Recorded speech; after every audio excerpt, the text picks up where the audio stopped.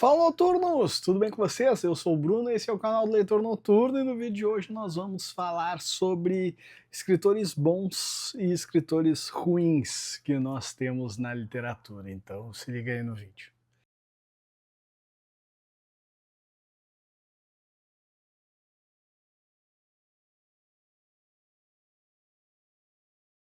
Antes de mais nada, já deixa o seu like no vídeo, se inscreva no nosso canal, me siga lá nas redes sociais e vamos falar do que vocês pediram depois de um breve comentário meu sobre o assunto no vídeo da semana passada. Comentei com vocês que já há algum tempo eu tenho estudado literatura, né?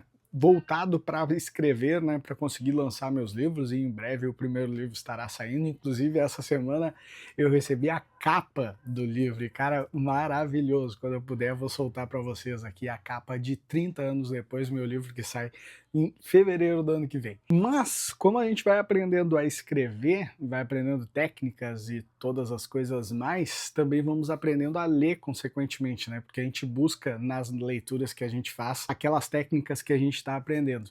Então o meu estilo de leitura, que era 100% só para entretenimento, mudou muito.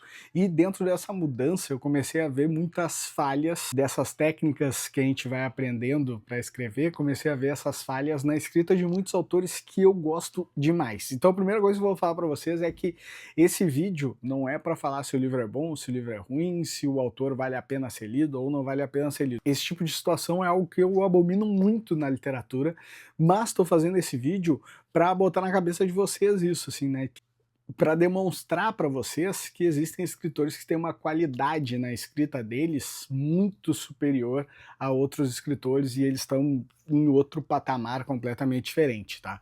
E aí, dentro dessas técnicas, dentro da maneira como eles usam para escrever, existem várias teorias, né, que vão formulando tudo isso, né? Uma delas é o show don't tell, né? Que ao invés de você contar para o leitor o que está acontecendo numa cena, falando, ah, tem uma cama ali, tem a luz está vindo de tal lugar, tem tal objeto em cima da cama, a gente pode mostrar para o leitor ao invés de contar para ele, né? Então a gente pode falar através do personagem que ficou com muita vontade de deitar na cama, e isso daí já vai estar passando uma ideia de que ele tá com sono, de que ele tá cansado, sem que tu precise falar isso para quem tá lendo, né? Tu vai falando dos sentimentos, vai falando das percepções, o que que causa aquilo dali no personagem, e isso, além de deixar o texto mais fluido, deixar a situação toda mais imersiva, vai dando um peso para aquele personagem vai adquirindo personalidade, porque tu tá sabendo os sentimentos dele, tu tá descobrindo as coisas que estão perto dele e o que aquelas coisas causam na cabeça dele, né? Então esse personagem vai ficando muito mais profundo. É o que faz extremamente bem o nosso amado, tão genial Stephen King, né? Que é o cara que faz em todas as cenas dele, tem algo a mais, né? Ele não tá só contando o que tá aparecendo na cena, ele tá descrevendo todos os reflexos que aquilo dali causa no personagem dele, tá demonstrando tudo por perto, e isso daí vai ajudando a ambientar o medo, vai deixando a gente com um terror psicológico, vai fazendo a gente entrar na mente do personagem a um ponto que em determinado lugar da história onde a gente vai estar, lá para as páginas finais, a gente já sabe qual o reflexo que aquilo que o personagem tá vendo vai causar na cabeça dele, né? Antes mesmo do escritor contar isso pra gente, a gente já tá sabendo que isso vai acontecer. Por isso que os livros do King normalmente são enormes, né? Porque ele vai construindo tudo de uma forma muito mais complexa, por exemplo, do que a Freida McFadden, que agora tá aí no hype total e que é uma coisa toda contada, é uma coisa toda falada, corrida, que a gente vai só tendo cena atrás de cena e que aquilo dali vai construindo um enredo que se torna, por um lado, um page turner, né, que é o livro que a gente quer saber o que tem na próxima página a todo momento, mas aumenta bastante a tensão também dentro da história, mas que é muito raso, né, não tem nenhuma profundidade aquilo dali, a gente não sabe mais sobre os personagens, qualquer coisa que ele é contado pra gente, a gente vai acreditar, porque a gente não conhece a fundo aquela pessoa que está ali nas páginas, então isso torna um livro muito menos denso, muito menos informativo, torna o livro uma experiência diferente de leitura, o que não é ruim, né? Talvez a grande maioria das pessoas procure livros desse estilo, né? Procure livros que a gente não vá se aprofundar nas coisas que estão acontecendo, que não vá deixar as coisas tão complexas, e eu confesso para vocês que acho até que esse tipo de livro é melhor, procuro ler bastante esse tipo de livro, mas nessa fase que eu tô agora, eu não mudei os livros que eu procuro, mas eu consigo enxergar onde existe a genialidade, onde existe a parte esplendorosa da literatura e onde é só mais um livro. Grandes autores se enquadram nessa parte de ser só mais um livro, né? E grandes autores que eu gosto muito, como por exemplo o Charlie Donlea, outro cara que é um pouco superior nessa questão toda de teoria, nessa questão toda de técnica, é o Harlan Coben, mas ainda não entrega tudo isso, não busca, não tem todo esse refino que tem, por exemplo, o Stephen King, que tem, por exemplo, a J.K. Rowling, quando faz tanto os livros de Harry Potter como os livros de suspense do Cormoran Strike, né, que ela escreve sob o pseudônimo de Robert Galbraith. Então, são escritores que... E aí já vem uma curiosidade, né, que normalmente esses escritores que são o suprassumo da literatura, que inventam literatura, que fazem frases tão pensadas na hora de escrever que a gente tatua essas frases, que ele faz aquela cena ser tão impactante que não sai da nossa memória, que eles fazem livros muito maiores do que os livros que os outros escritores fazem, lançam livros com muito mais tempo entre um e outro do que esses escritores, né? A Freida faz, sei lá, 5, 6 livros por ano, né? É uma máquina de escrever, mas é uma máquina de escrever a mesma coisa sempre, né? E isso, quando a gente vai lendo mais desse escritor, vai nos cansando, pelo menos é o que tem causado em mim, assim, do lado da Freida, esse fato de os livros dela já estão cansando de ser aquela mesma coisa, aquilo dali sempre, né? A gente vai ficando fã, a gente acha genial no começo, mas depois a gente vai ver os outros livros sempre a mesma batida.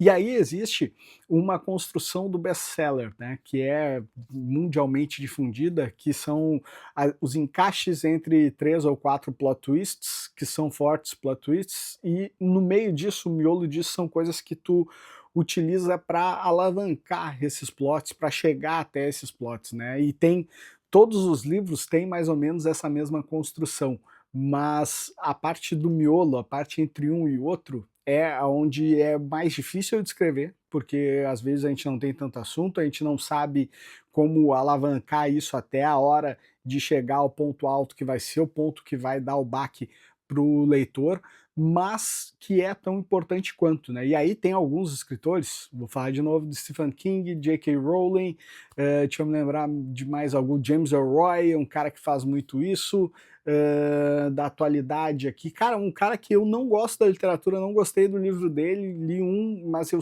consigo ver que ele tem genialidade, que ele é um cara estupendo escritor, é o Itamar Vieira, né, escritor nacional. Ele tem a pegada de ser genial na sua escrita, ele tem o jeito de encaixar as coisas de uma maneira fabulosa e ele dá camadas para suas histórias, né? Então vai ter o plot twist lá, o que a gente mais espera, é a parte mais importante do enredo, mas no meio disso ele vai falar sobre sofrimento, ele vai colocar alguma outra situação intercalando aquilo dali que vai demonstrar que não tem tanto a ver com o enredo principal, mas que dá uma outra camada, que vai dar mais sofrimento, que vai dar um peso maior para aquela história, mesmo não sendo a parte principal da história. E esse tipo de coisa é feito por quem é escritor genial. Vou dar um exemplo de um livro do Michael Connelly, que é esse daqui, ó, Cai a Noite em Hollywood.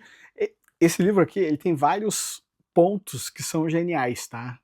Para quem é fã dele, principalmente, né? É o primeiro livro onde vão se encontrar os 3 detetives do Michael Connelly, né? Que é não é detetive, mas é advogado, o Mick Hawley, o Harry Bosch e a René Ballard, né? Os 3 se encontram nesse livro. Então só por aí a gente já tem uma genialidade, já tem uma construção de universo que está se encontrando aí num spin-off maravilhoso.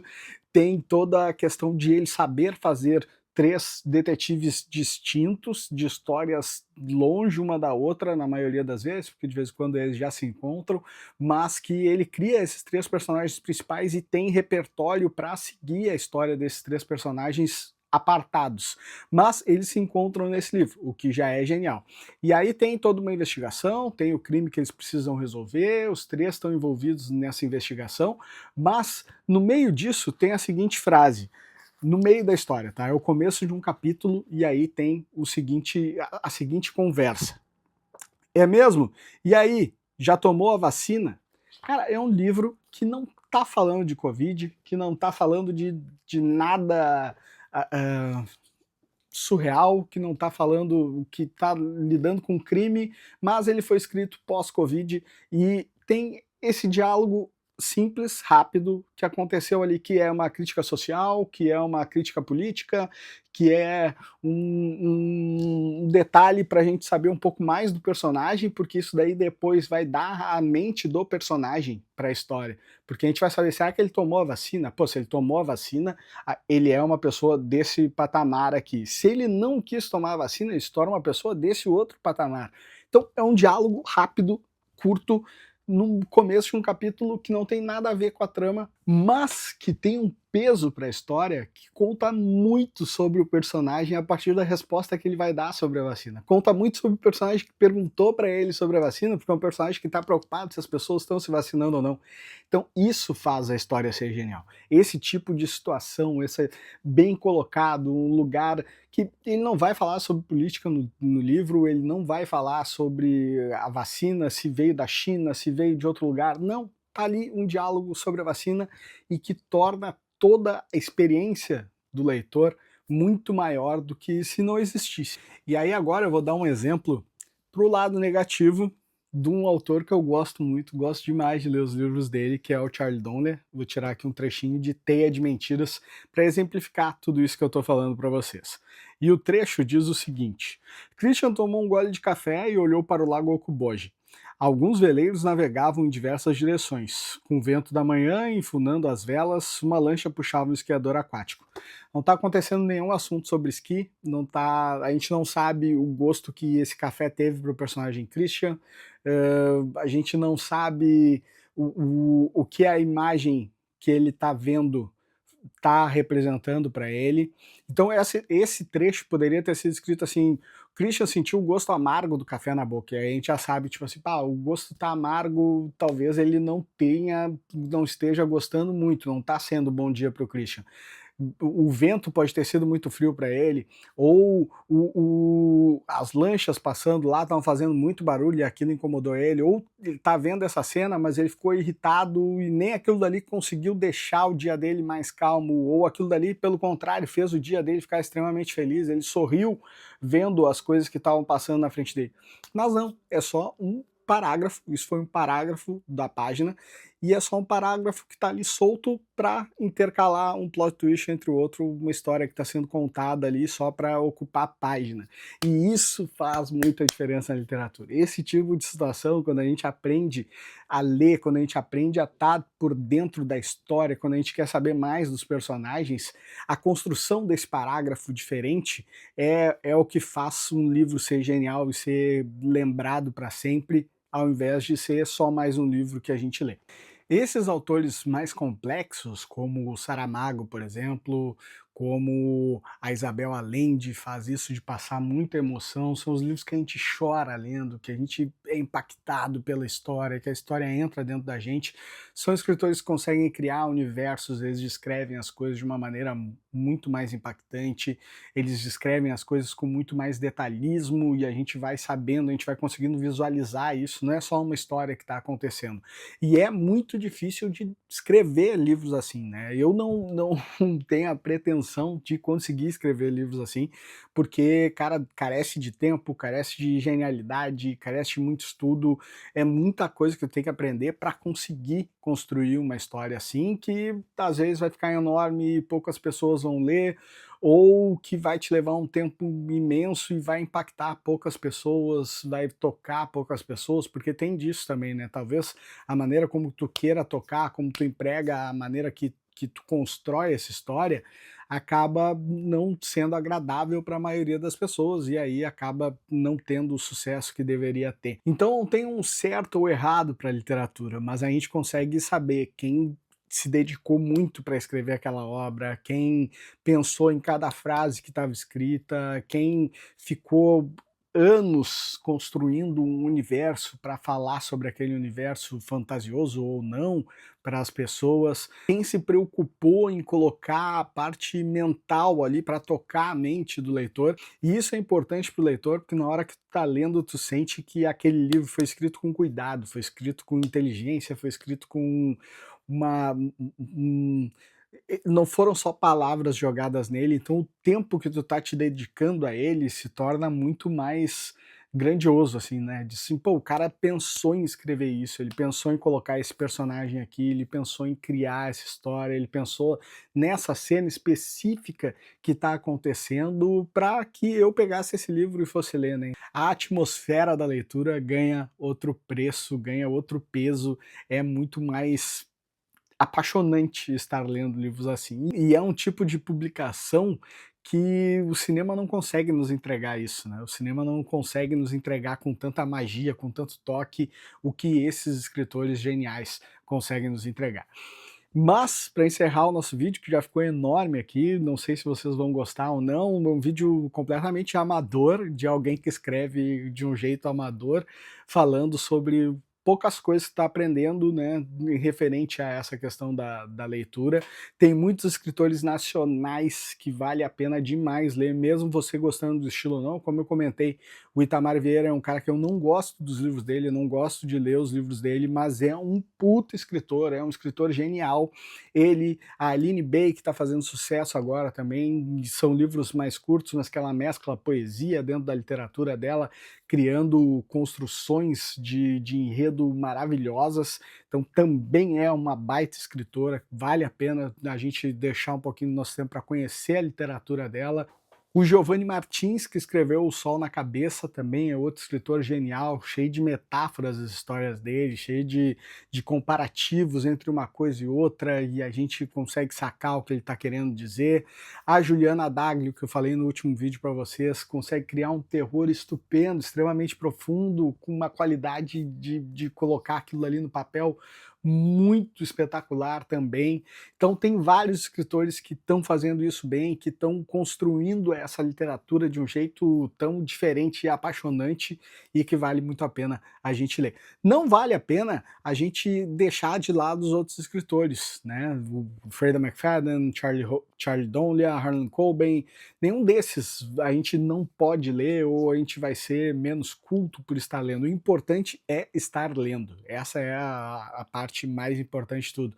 A gente pode ter, enquanto está fazendo a leitura, o discernimento de saber o que é um texto genial, que foi muito trabalhado, e o que é um texto mais para virar best-seller, para tentar fazer um sucesso e as coisas acontecerem.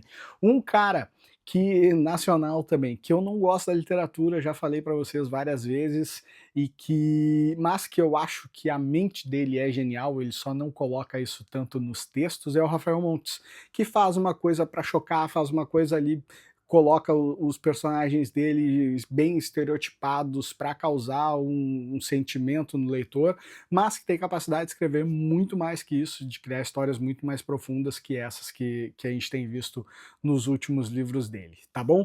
Então é isso, espero que tenham gostado do vídeo. Quero saber se vocês querem mais vídeos desse tipo, e aí eu posso fazer um vídeo comparando com o outro. Eu trouxe poucos trechos que eu construí aqui só para fazer o vídeo para vocês mesmo, mas posso me aprofundar nisso se é um assunto que interessa para vocês, e fica aí o questionamento. Então comentem aqui, deixe seu comentário, já deixa o like no vídeo, se inscreve no canal, me procura lá no Instagram também, e deixa o seu comentário aqui falando se quer mais vídeo desse estilo, ou se não ficou legal, se você não gostou, me conta aqui nos comentários, que daí eu me preparo para fazer mais coisas assim, porque eu gosto demais de falar sobre isso, mesmo não tendo ainda muito conhecimento, mesmo não tendo muita bagagem, mas gosto de discutir isso com vocês. Então é isso, tchau, tchau, semana que vem estamos de volta.